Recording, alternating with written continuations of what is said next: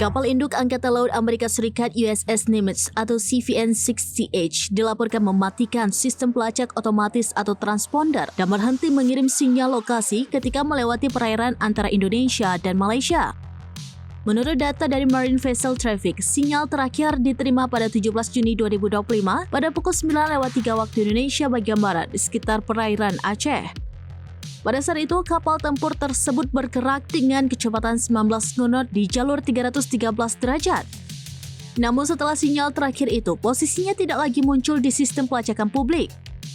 Mengutip laporan Kompas pada Jumat 20 Juni 2025, meski belum ada pengumuman resmi, arah pelayaran USS Nimitz tampak mengarah ke Teluk Persia, di mana wilayah tujuan kapal tersebut tengah menjadi pusat ketegangan tinggi antara Iran dan Israel.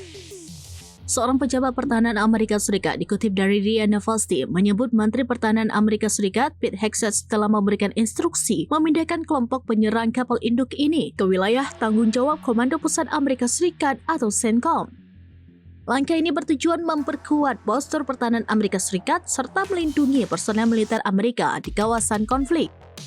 Pengiriman USS Nimitz merupakan bagian dari penguatan militer Amerika Serikat di tengah meningkatnya perselisihan di Timur Tengah.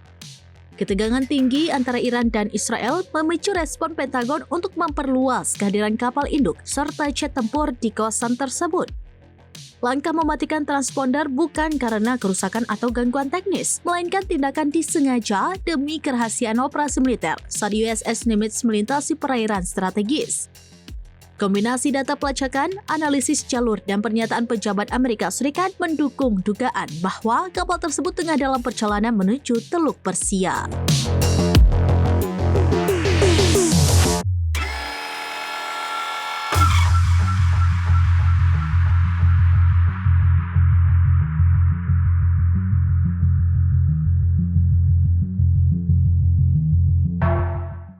Download Tribun X sekarang.